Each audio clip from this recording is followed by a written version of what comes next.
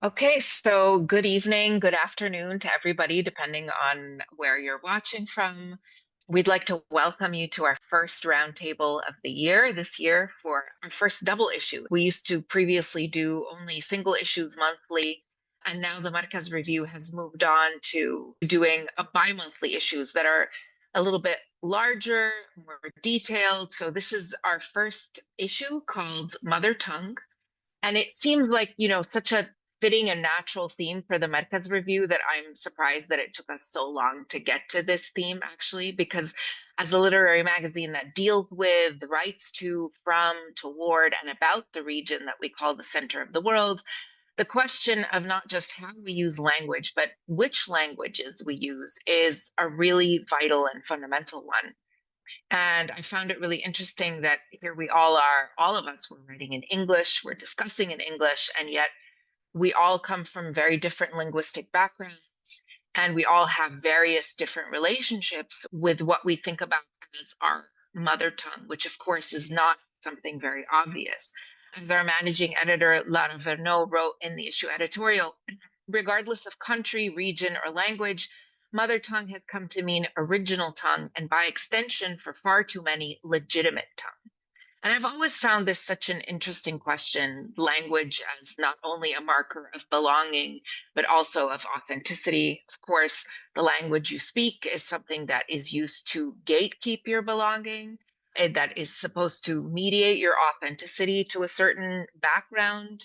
And I've always found this a very fascinating thing because, as actually several of our writers have written in their essays, people from immigrant backgrounds, they end up in the new countries that their parents immigrated to. And then suddenly they have somehow lost this passport back because their parents want them to learn the new language, to be more fluid and self-sufficient in the new language, thinking that this is a passport, toward this new life. And then, of course, what you lose in the process of that becomes something that you are trying to piece together your entire life, trying to figure out your entire life. I was born and raised in Beirut, but I write in English, and I've always thought of English as my war wound because, when we left the country at a certain age because of the war, English just sort of naturally became the language in which I was more comfortable expressing myself in, even though Arabic is the language in which I think and feel and actually carry out my daily activities and my daily life. What what is really beautiful about like all of the pieces that we're going to be discussing, and thank you to our four writers, I'm about to introduce them to you now. So many themes come up again and again, and there are so many threads. I feel like these pieces, the reason that we also invited these writers is because their pieces really speak to each other in a way that you will find threads that are picked up from one to the other, or, a certain aspect of an idea that you flip around and then you find the other side of it in somebody else's. Amy and Sarah, your pieces have a lot in common. Leila, the way that you write about it's is in direct contrast the fact that your father constantly wanted you to speak Persian and kind of made you go back to it again and again is a really nice contrast also to Sada and Amy, who kind of talk about this loss of language and trying to find their way back to language. And Majd is our fiction writer, and he wrote a short story called Sada, which I actually have several things that I find that you did so interestingly in your story. And of course, we have a Sarah with us right now, Sarah Aziza, and her essay is called Ohala Toward an Illiteracy of Liberation. So Sarah Aziza is a Palestinian American writer, translator, and artist. She's the author of The Hollow Half, winner of the Palestine Book Award, and currently shortlisted for the Anisfield Wolf Book Award, among others. Amy Omer, who wrote an essay called Culture Got Your Tongue, is a Turkish American writer and filmmaker based in New York City. Her non-narrative writing has appeared in Screen Slate, The Brooklyn Rail, Electric Literature, and her short film Breaking Fast with a Coca-Cola premiered at South by Southwest in 2023. Then we have Leila Nadir, who is part of a Afghan American collective called Shishaka. She is an African-American essayist and artist and editor at the LA Review of Books, working on a memoir about the US's proxy war in Afghanistan during the Cold War. So she actually wrote a piece as part of a larger collective piece, which is something also we're going to be talking about. And her intervention in the larger piece is called the Glossary of Mistranslations. And last but certainly not least, we have Majd Aburrud, who is a Palestinian writer and cultural worker from Abu Dis living in Ramallah. His work explores memory, place, and Palestinian identity. And his short story, as I mentioned earlier, is called Sarah. So, welcome everybody. Thank you so much for being here with us. I wanted to start actually with silence, which is something that both you, Sarah, and you, Amy, talk about in your pieces in different ways. And this is something that I've been thinking about because, Sarah, your piece talks a lot about language as a form of protest and as a form of solidarity. You begin by saying that after watching the genocide in Gaza for so long, at some point you just lost your language and found yourself lapsing into silence. And Amy, the way that you bring up silence is, you start out speaking this like torrent of bilingualism, younger, you're speaking Turkish, you're speaking English, your Turkish mother is speaking to you in Turkish, your Turkish American father is speaking to you in English. And then all of a sudden, at some point, you stumble and then it's silence, and then you literally cannot speak anymore. I wanted both of you to speak about silence as the other side of language. And specifically, I think also silence as itself a form of protest. Like if we're going to talk about, speaking as a kind of protest, what kind of, when you are in this place of cacophony and loudness, what kind of potential does silence have? And the reason that I'm thinking about this specifically, I think, is because, we've seen so much witness and so much testimony over the last couple of years, and it's helped raise people's awareness and understanding of what's happening in the other part of the world. But there's a part of me that also fears that we have come to this point of like oversaturation of language. And so I'd just be interested to hear what both of you have to say about it. And then all of you, in fact, actually. Thank you for inviting us on, and thank you for this beautiful issue. Thank you to my fellow panelists for their beautiful pieces. It's an honor to be here. I've been thinking about silence for years, actually. You referenced my book, The Hollow Half. The first entire section is called Silence. I think that there's a lot of dimensions to it. I'll work backwards because I liked where you landed of silence as a form of protest. I think it's really important that we we just kind of question the reflex to participate in this sort of like legibility economy of it's sort of like akin to this liberal idea of representation for representation's sake. Giving voice to the voiceless is something that people of certain ethnicities or orientations tend to get celebrated for, get awards and grants for. But it doesn't necessarily lead to liberation. I've grown more and more skeptical of speech and like I said, legibility for legibility's sake. I think that there's a lot of ways that choosing to wait or be silent or not participate in certain discourses can be really valuable. I think about opacity and all of the discourse there. And I also think about the idea that silence, I have a friend who says silence doesn't exist. She's a musician. And I think there's a lot of moments where illegibility is mistaken for silence. So if you overhear someone speaking another language, it'll almost register as silence. It's background noise. So I think about choosing to enter into those sort of like silences and spaces where we speak to one another, even if we stumble maybe in some of these chosen mother tongues, whether it's forms of art that we make that are not as commercially legible or actual languages that we have worked to be able to use. The silence that my piece in Markaz opens with is the silence of exhaustion and despair. I was one of those people who was writing a lot at the beginning of the genocide and participating in the sort of like witness industrial complex that sort of grew up that did some important work. But after a certain point, I felt like we were mistaking witness and writing and record keeping, specifically in English from the US based side, as work. I grew really disillusioned. I felt like it was December 2023 that I wrote that we didn't need any more articles and we didn't need any more photos. Because like the moral imperative was already crystal clear. Fast forward to the summer of 2025, having felt that way for more than a year, I took a break from language. It's interesting actually because the reason I was talking also about silence as a form of protest and, this idea of producing witness, like almost like witness becomes a form of content. You have this phrase in your piece where you talk about the testimonies of terrorized immigrants are only faint translations of intimate hells. And that really made me think also about like all of the testimonials and that we get from Gaza, which is in the end, they themselves are only like a small translation of what people are going through.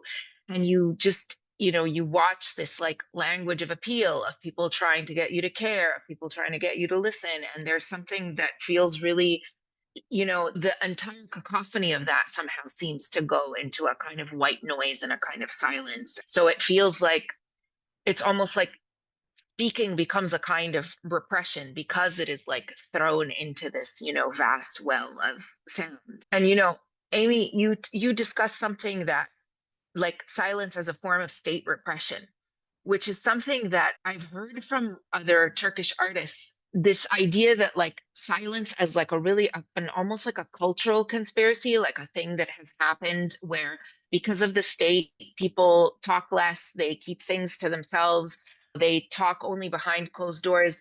And I found it really beautiful the way that you took this kind of like social cultural phenomena and you explore it actually like through the ailments and through the bodies of yourself, but especially the women in your family. Can you talk a little bit about that, like the way that women's bodies bear the brunt of silence, and also just about like the kind of like the Turkish understanding or the cultural discourse that you have within the country, or this idea of silence, and also how it's connected, because you touch upon this a little bit, but I myself am quite curious about it, what this has to do also with the fact that there was this like massive linguistic shift where you like getting rid of the old alphabet, coming up with the Latin alphabet, and then this, this modernization of Turkey at the expense of the language that was then left behind. Yeah, thank you for having me. This was a really, this piece, I'm so happy to share it with the world. And it took a while to write, and like it definitely took a lot out of me. Even when I reread it, I get very emotional when I read it because it's diving into the very like deep kind of crevices of memory and experiences. But it was interesting because like I am Turkish American, I'm from two different places. And so I remember, as a child, even take like linguistics aside, even though linguistics and culture are, very deeply intertwined, I would always fight with my mother because she would always impose certain cultural restraints on me, like you talk too much, you're not ladylike, you're not polite enough, and like these type of like restrictions that like I think her own mother had kind of imposed on her. And so I grew up kind of in this type of household, whether I was in America or visiting my family in Turkey. I was always getting this feedback from everyone, like you exist too much. You like they're always trying to restrain me, whether that's like from speaking Turkish or English, or just speaking too much in general. I grew up, I got older, and it's been interesting. And I touch on this in my piece. I didn't really think about these things until I started writing and making films. And one of like the main topic in my films that I explore is women and silencing. Women not being able to kind of say what they want to say. I experienced a lot in my family. And as I started kind of diving into these characters, it opened up like all of this Turkish literature. And I started discovering all of these Turkish female writers from like the 70s and from the 80s. And a lot of these writers I didn't know about because they had written in Turkish. They were, either like out of print. But there's just been this really beautiful resurgence over the past few years where these small press companies in the US actually are, they're translating them into English. I don't know if anyone knows who Maureen Freely is. She's like the top translator of like Turkish to English literature. And so I have now had the opportunity to like read their writing. And as I've been reading more and more of their writing, I was seeing like the common thread of my family, of these women, of this like cycle of just like women not being able to say what they want to say, and continuously being kind of shut at home, or being just reprimanded or anytime a woman wanted to speak up. This happened a lot like in the 70s and 80s when there were different like socialist and like communist, like I don't want to say uprising, but like revolts. And so this is happening a lot with women during that time. And a lot of these like female intellectuals, they were all thrown into insane asylums. And a lot of these women write about having like electric shock therapy done to them and lobotomies. And I was just like, I was shook, honestly, to see like that this was how these women were treated. And like, I mean, that's a very extreme medical situation. But it even goes back to, Lina, what you were talking about, when Ataturk became president of the Republic and he just changed this language overnight. And again, like so much of this information, I feel like this has been my like intellectual, cultural coming of age in some ways. Because, I think when you're Turkish, you grow up to love Ataturk. Everyone kind of deifies this person in history. They're like, he modernized the country. Like everyone uses all these buzzwords around him. But then you dig deeper and it's actually this like kind of scary and really traumatic cultural like washing. It's this washing away of a culture and a language and a religion that all of a sudden that was like wiped away in the country. And it happened very fast too. It happened over a period of like 6 months, a year. So all of a sudden, imagine living in a place that we're not even talking about like moving to a different country. You're like living in your home and you can't even speak your language anymore.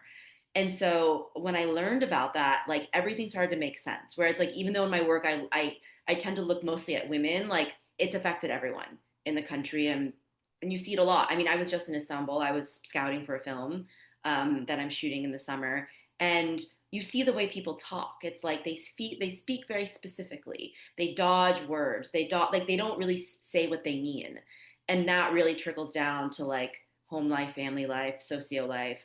That's something that I've been exploring a lot, and kind of how that kind of infects a population and the repercussions. Mm.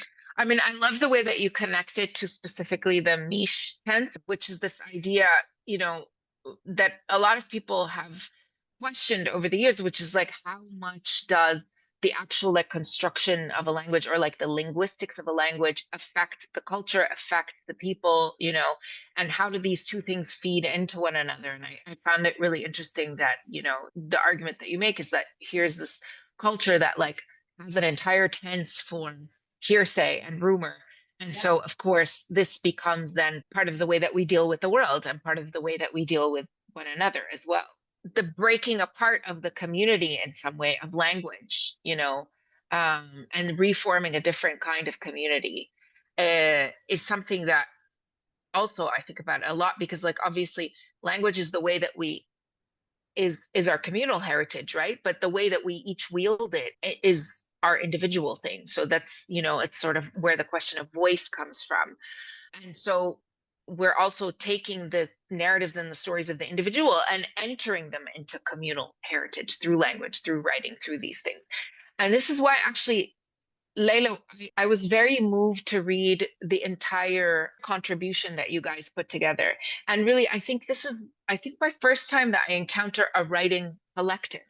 And you guys have formed a community out of this. And it's not, you're all African American, but you also speak different languages. Like there's Pashto and Persian. And can you talk a little bit of where this came about, how you guys wrote this piece together, but in general, what is your approach and why you have all decided to write together as a collective?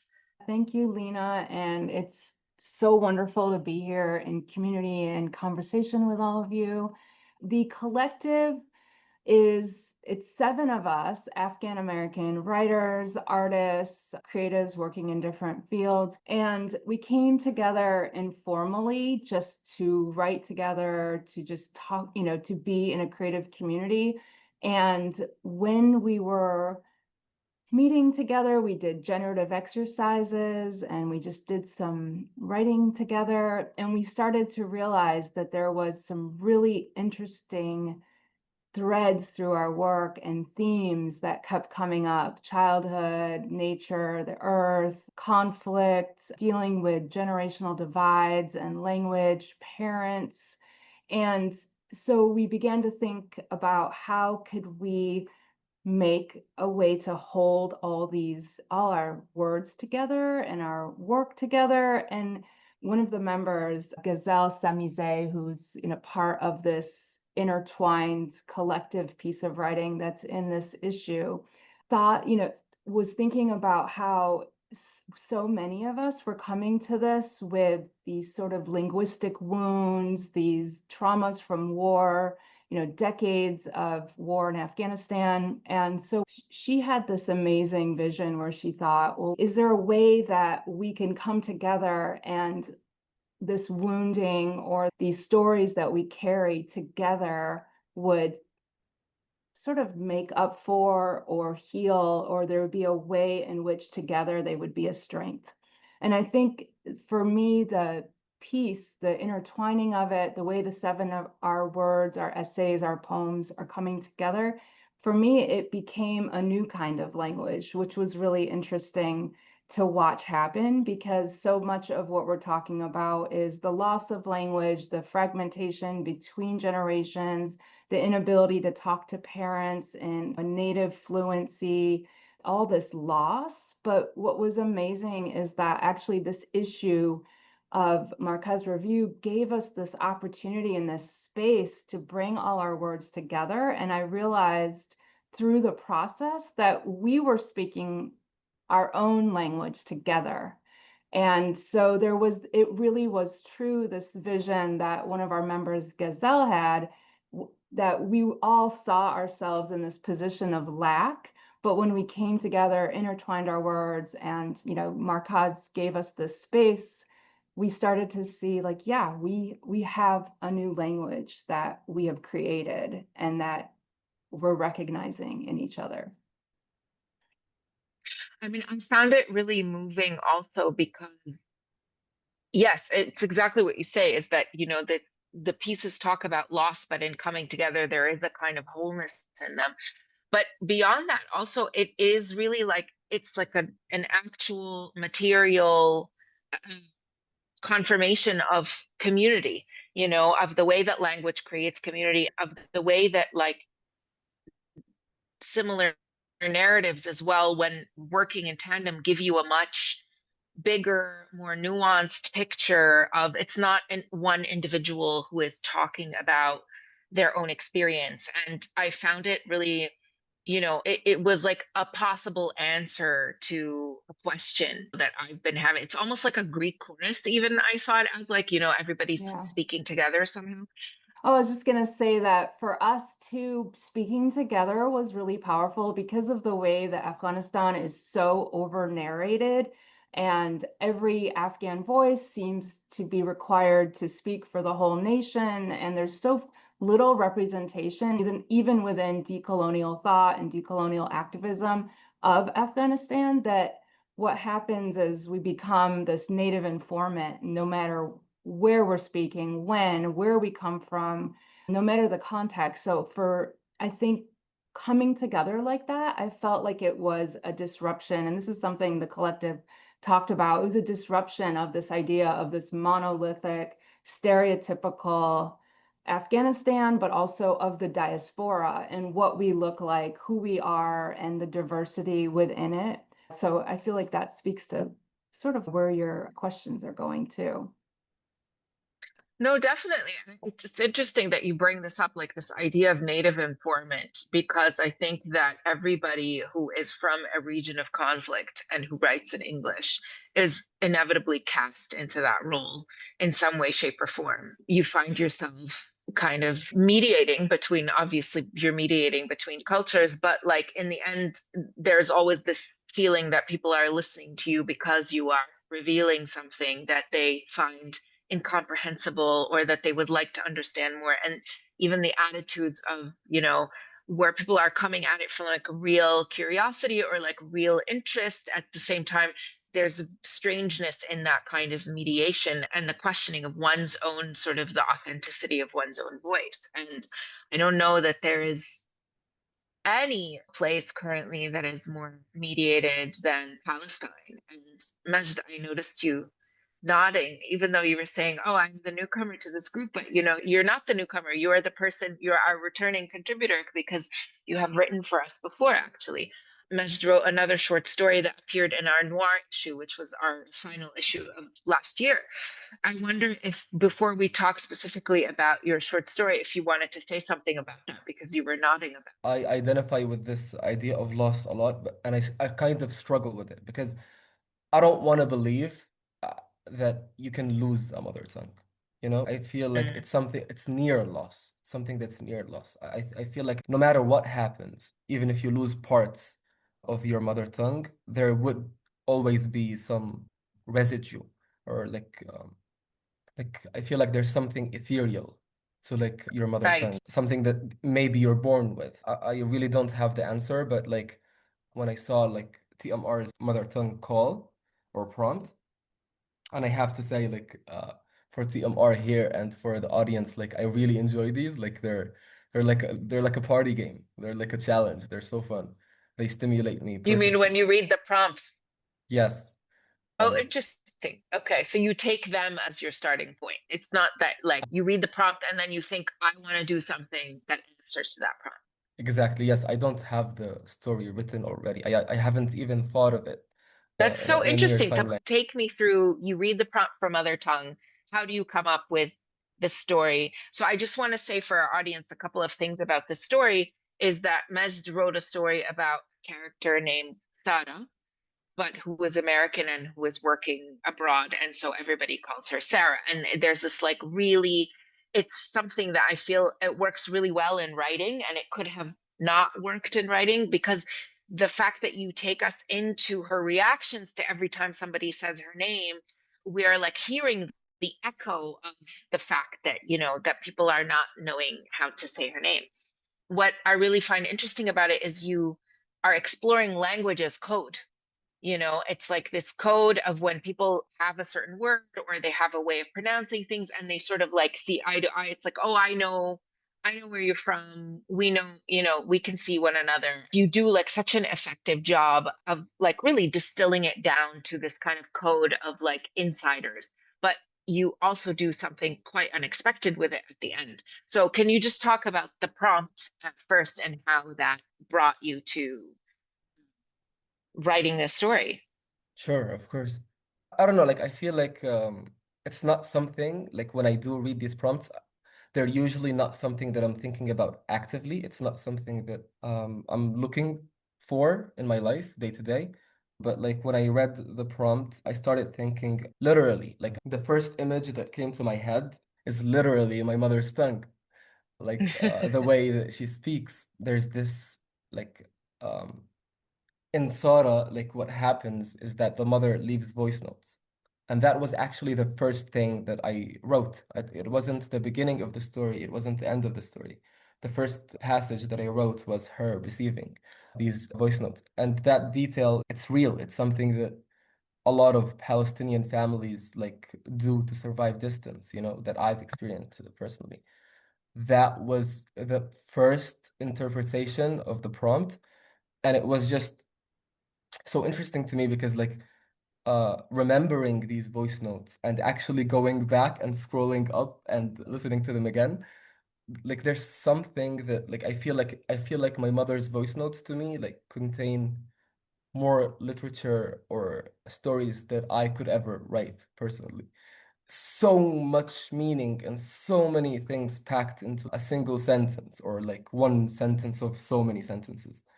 And I remember like and this is how I got to the name Sarah, because I started remembering how she would call my name, how she would say my name. And I just remembered like being in Berlin, studying, and hearing how she said my name after being used to how people in Berlin say my name. It's just like, Mm. it like hits you like a punch. It's like an anchor, it pulls you. So that gap between like me trying to write and wanting to write and submit something to TMR, and the feeling that I get from my mother's voice notes to me, like that was the first interest. There came other interests after that, but that was like the first point. It's interesting to me in your story because now you're talking about, and it's so true, it could be our name, it could be something, but there's something about the way when you hear somebody saying a word or your name or whatever in the cadence that really like, it's because language is about so much more than just, diction, right? It's about cadence, it's about accent, it's about history, it's about all of these things. And then, Leila, you talk about like the untranslatability of a word. There's these ways that this piece that I contributed to this collectives is thinking about the ways that our relationship to our ancestral language is so disjointed. So like on the one hand, my father was called engineer my whole childhood. And I thought I had no idea that was literally just engineer. He was an engineer. I thought it was just this mysterious nickname. But then on the other hand, there's a word like audette that came from Arabic. It's one of those loaner words from Arabic into Persian. But there's a lot of them, and they often develop their own grammar, their own resonances. But so I didn't know what the engineer was engineer, but at the same time, I had this, from childhood, this very deep, nuanced understanding of what audette was. And I felt like it really encapsulated this relationship to language that we're all thinking about and interrogating in this issue, which is that it's this, it's holding this history and time and the body in a way that you no longer know where it came from. And is it part, where did it come from? It's now part of you, and you don't really know where it started or where it ends. And it's just this everyday routine. And so it really seemed to encapsulate for me the way mistranslations, and we're holding these silences, and they're often coming from other places. Like the Arabic and Persian is from centuries ago. And so just the way that particular word just had so much poetic resonance, I thought it really related to like so much of what we're all saying about language. Yeah, and lots of Turkish and Arabic as well that we have, and expressions and things like that. And no, these code words also that we use, and I wanted to ask you about Majd, like in your story, is that in the end, Sarah is standing there, she's encountering all of these clients, none of them know how to say her name. But then when she does meet a client who says her name correctly, suddenly she's American and she's unable to relate to him. I'm very interested in that. It's like the moment of connection that we're somehow waiting for, because you make us wait for it throughout the story, because we're with her in that she's like longing for somebody to say her name correctly. And then when somebody does, she's sort of tongue-tied. Absolutely. It's like painful irony. Like how you said before, language as code. I feel like there's a privacy to it, there's an intimacy to it. She does things for survival. Like she like calculates how long she has to exist outside of her job, how long she can take a break to the bathroom and come back, and how it affects her body. It feels like to me like it's not about grief. She's not feeling grief. She's feeling uncomfortable. She's like, it's not something that's abstract. She is in a specific country. She is in a specific hotel wearing specific heels that like in exchange for like a specific amount of money. Not to theorize too much, but like the labor question to me is just as interesting in relation to the mother tongue. Like she's working to get a paycheck, and so her mother tongue is kind of bought in a way, like shift by shift. And this moment that you're talking about, like when she responds in English and she decides to respond in English, it wasn't something that's involuntary. She took a decision, she has agency and wants to respond in English. I think there's like a moment of vulnerability, like she feels seen and she's not used to feeling seen. So she chose like the uniform or her job that is a safe space, or maybe it's not a safe space because it's actually the reason that she's kind of losing her mother tongue, but she thinks of it as a safe space because it's what she does day to day for Right. It years. becomes like a way of sort of blending in and not paying attention to yourself. And that's also why, like in the end, like you're talking about, she decides to play the voice note. That's how the story ends. In her safe space, on her own terms. Yes. Exactly. Yeah. You and Sarah were talking earlier about how she had related to the story, but it actually made me think, and I only had this thought now, is that your piece talks about, yes, it talks about the genocide and it talks about your relationship to Arabic, but fundamentally it's about you learning Spanish as well as a kind of act of solidarity. And I was thinking how, the Arabs will say your name correctly, but so will the Spanish speakers. No, they will call you Sarah. They're not going to call you Sarah. They're going to say your name the way that it's meant to be said. And what I mean, there's so many things that I love about your piece, but what I found kind of like an overarching thing where you talk about, learning Spanish, being inspired to learn Spanish because of what's happening, in the United States, and it becomes as well a way of like standing up to the state. But it also made me think about the way that solidarity can begin right where you are. It doesn't have to be something that reaches for where you're necessarily from. Again, we go back to this idea of like legitimacy or belonging or like everybody kind of becoming put into these identitarian boxes, whether it's through language or through culture or perceived language or perceived belonging, all of these things. And the way that you go from the moment of genocide, which is ongoing and has never ended, to suddenly doing a different form of activism or moving toward it through language, because it's what's happening locally, like right outside your front door. Can you talk a little bit about that? Yeah, it's beautiful. Spanish language does share a lot of our sounds. I feel like, I mean, I'm just having a lot of thoughts and feelings listening to everyone, but to answer your question, I've always felt like it was a shortcoming of mine not to speak Spanish living in New York City, living in the United States even. I felt that way for a long time. And maybe it's part of my like Jorba, troubled relationship with diaspora and language that makes me more sensitive to that. I've always said, I think it's like somewhere in my book that like the Arabic language feels like when I come across it unexpectedly, it's like stumbling across a door where you're invited to like take off your shoes and come inside. And there are these like pockets of solace and shelter that we find along the way. It's just like in Majd's story, when someone says Sarah, I feel my whole body relax and my heart warm. The idea of not being able to stop everything, going through like ice watch trainings and things like that are useful, but also just like the human element of being able to recognize and understand one another, even in my case, in broken and beginner, sort of ways, being able to even say a few words to someone in Spanish and just be able to offer a little bit of shelter, like an awning or something along the way while we're all just like under assault under this regime.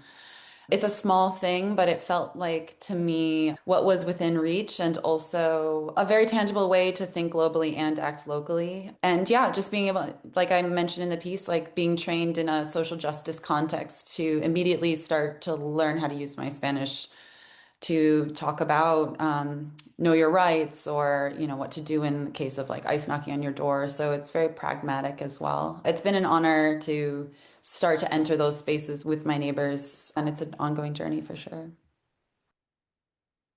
Yeah, I mean, it's really a lesson in how language is like the fundamental building block of community. Like it is the way that we make community, form community, but it's also where community is contained, you know? And Amy, this is like slightly veering off, but one of the things that I wanted to ask you about that I was curious about in reading your piece is that, you talk about coming back to Turkish through film, actually, right? You sit down and then you start writing your films in Turkish, and at first they're Turkish and English, and then they become completely Turkish. And I was wondering about if the language, the visual language you use, do you feel that it is also, because you're talking about the dialogue, like the actual language of the film, but I wonder if in terms of like the filmic language that you use, have you ever thought about it do you think about it as something that it's outside language, or do you think about it as something within language or at least culture itself? I definitely think so. My first short film that I made, it was mostly English with some Turkish. And in that one, it was very exciting because it was set like in an American suburb. I grew up in the Midwest. And so in that film, I had most of it is set in a Turkish household. Like upon first glance, it's just a normal American suburban house. But then you have like Turkish iconography, like subtly, like kind of interwoven in the house. And after I made that film, and that's not really so much like in the filming style, but that's more like in like the production design of it, which also like leans to the filming style. I was so proud when that film had festival releases because I'm like, now the world gets to see like what a Turkish household looks like and or like Turkish American household looks like. And so there were all these like Easter eggs, which is like the brand of tea that we drink or certain foods that we eat or just like little subtleties. So I started creating that texture and that was the first time I started it. And then my second short film, it is completely in Turkish. And that one's like a reimagined story of my mother. And so that one has this like poeticism and melancholic nature to it and also takes place in an American suburb. But I think that one, the film language is much more Turkish. It's very poetic. I'm going to repeat the word melancholic because I always go back to that word because when I think about Turks and Turkey, like there's so much beauty, there's so much depth, like in the language itself, you know, in Turkish songs, like they're so dramatic. Everyone is always pining for like love and loss, but there's so much sadness that you feel like in the people, even when you go to Turkey. Like I was just in Istanbul. I spent a lot of time just watching the Bosphorus, and it's like it's moody and it's gray and it's choppy and it's evocative, and it's like all of those feelings I feel like have now seeped into my filmmaking style. And so like, but it is because I write in Turkish. And I do believe that like if things that I write in English would have a completely different style to it. And it's interesting Mm. because I actually had someone recently opine on my first two films, and he was like, "Oh, your first film had this kind of lightness because it's mostly in English."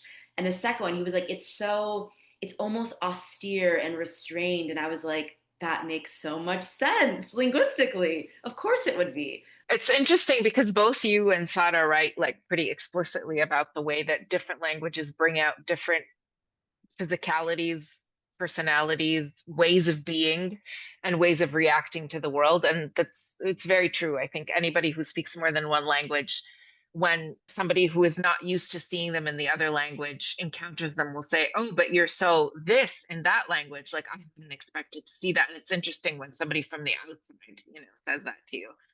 We have a question from the audience, actually. It's so the whole hour passed so quickly. I didn't even notice that but I'm just going to read the question from the audience. And it's, in fact, well, part of it is a question that I wanted to ask you, Majd, specifically, but her question is to everybody. So she says, "I'm assuming all of you write in the English language. Thus, how do you deal with the guilt or the grief of not writing in the language of your ancestors and surrendering to the English language?" Interesting word, surrendering. So some of you might want to, talk about that.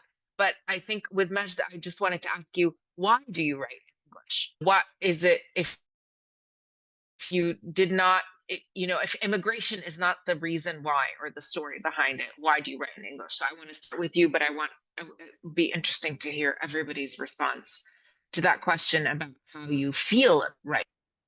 Okay, so that you definitely did like hit a sore spot or a nerve right now, but I do have to say that I feel a bit of shame, honestly, in not writing in Arabic.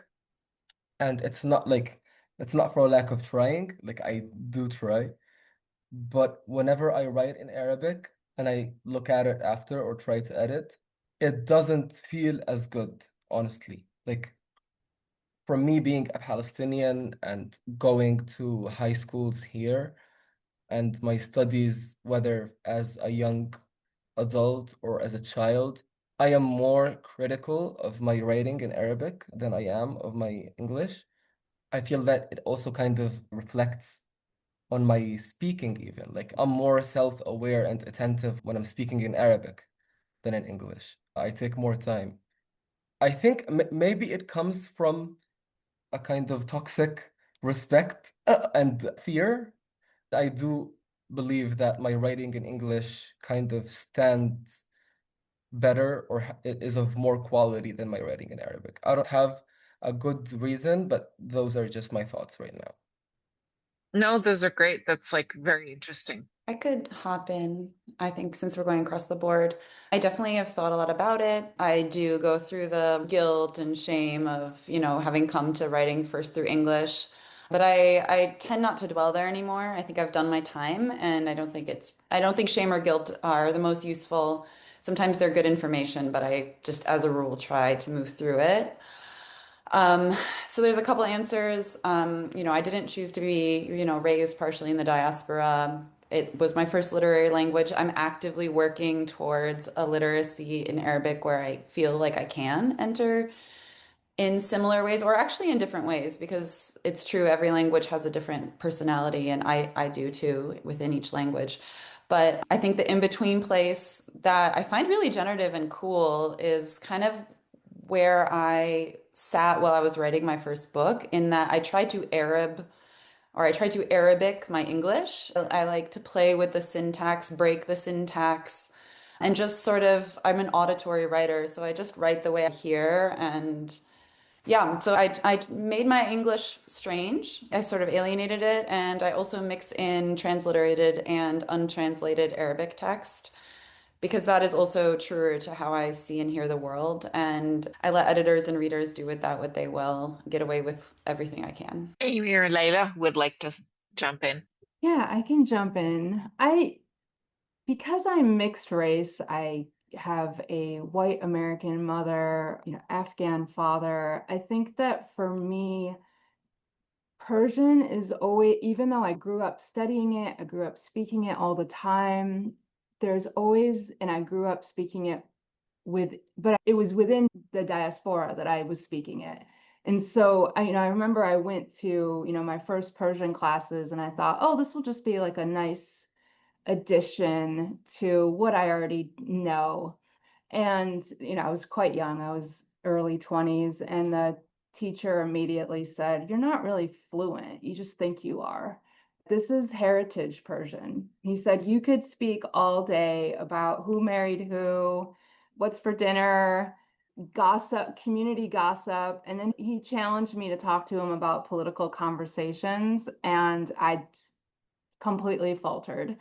And I realized that the way I inhabit Persian and I speak it, it's a very family language, it's a very domestic language, and I am very comfortable in English and I love writing in English actually, but there are a lot of ways that I think I bring my Persian into my English writing, even trying to think about the ways, like that word adet that I brought in earlier, like trying to think about the ways that Persian has affected the way I conceptualize the world. There's no translation for adet. So bringing that into the English in a kind of translation is what I do to be true to the way that being, my form of bilingualism has shaped who I am. So I'm really trying to be true to that while I continue my Persian studies. So it's ongoing. I'll never be at the point where I feel like I can truly speak or that I can actually produce literary language in Persian. And I'm okay with that. And I think that's part of what the contribution that the other Afghan American writers that I worked with for this issue is all of us are thinking about how can we be true to those gaps and silences and the mistranslations. And at least I'm trying not to judge myself for that. Right, because those are part of your language as well. Yeah. Layla, I love what you said so much, and it really spoke to me because I had the same upbringing where I feel like I cannot really speak politically in Turkish at all. It was very much, it's a domesticated version. It's like the home version of learning anything, which is interesting because now when I go to Turkey and I'm trying to be a filmmaker there and work with film, it's like they don't really have that. I'm like learning that language. But because I grew up in a Turkish household and listening to stories, that was an easy segue to writing in Turkish because I'm writing about these characters. So I'm literally when I wrote my second film, it was like memories of conversations that my mom and my grandmother had.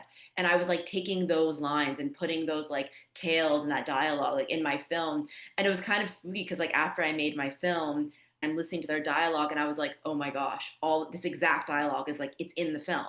So it's just it's taking whatever version of a language that and putting it into your art. And I think it's important to give ourselves that space, just to honor where we're at right now and to not, necessarily feel shame or feel guilt. Like give ourselves a little bit of grace when it comes to how we work within our languages. Yeah, I think that that's an excellent point. And I know that there are a lot of people who feel shame and guilt about not, let's say, being fluent enough in their language, which is, I've always found quite interesting because most people are not fluent, not by choice. It's not because they did anything wrong or because, it was right in front of them and they decided not to study or whatever it is that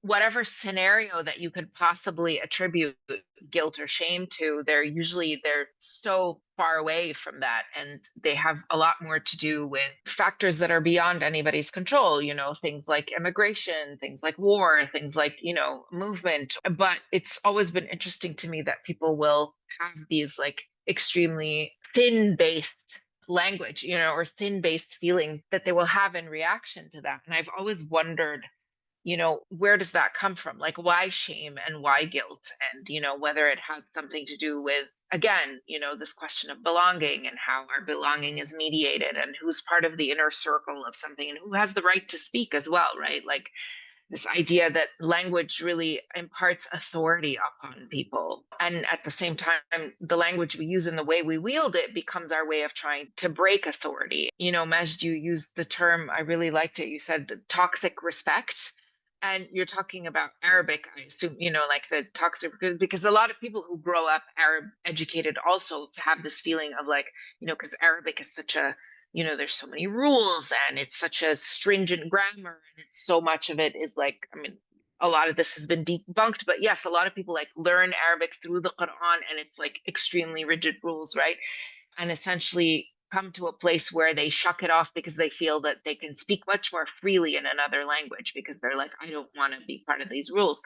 By that same token, people who are like growing up in the heart of empire can sometimes feel like I'm suffering from the culture that has imposed this language on me. And so, how do I kind of speak against this? But I'm using, again, like that, this becomes like the master's tools, right? So, this is, it's a way for me to get into kind of the final question. I'm not going to ask the entire thing because it's a really great and thoughtful question, but just because we're like running out of time. His question, he's from Turkey and he's saying that, the issue of mother tongue is very critical there too. And so he's talking about concept of the minor literature, which is, not the literature of a minority language, but the literature of a minority group within a major language, which, so he's asking, first of all, do you consider yourself a writer of a minor literature? And do you feel that there's political power in that? And where is it contained? I can jump in here. I definitely think there's political power in that, in me writing Turkish films that are ultimately American films. Because at the end of the day, I'm choosing to make films, whether they're in Turkey or whether they're in America, but like they're American productions. They're financed by American money, but I'm writing in Turkish. And I think there is such a power to that. Even from the sense of like, that there's a higher power and a smaller power, but like the minor power is very much just like exposing people to a sound of a language they've never heard before. It's like, of course, there are some predominant languages in the US, like French, Spanish, Italian. These are languages that like we see every day, but like no one knows what Turkish sounds like. And I think there's such a power in that to be able to like expose people through that. Again, like minor power, but higher power, just also like from a teaching perspective. Like this is a very, it's a language that is interwoven in many other languages. Like it has like all the sister languages from the region. And to be able to like put that language on the map in the US, I think it's extremely powerful. I was going to say that one thing I do enjoy about writing in English is being able to confront representations of Afghans, Afghan women.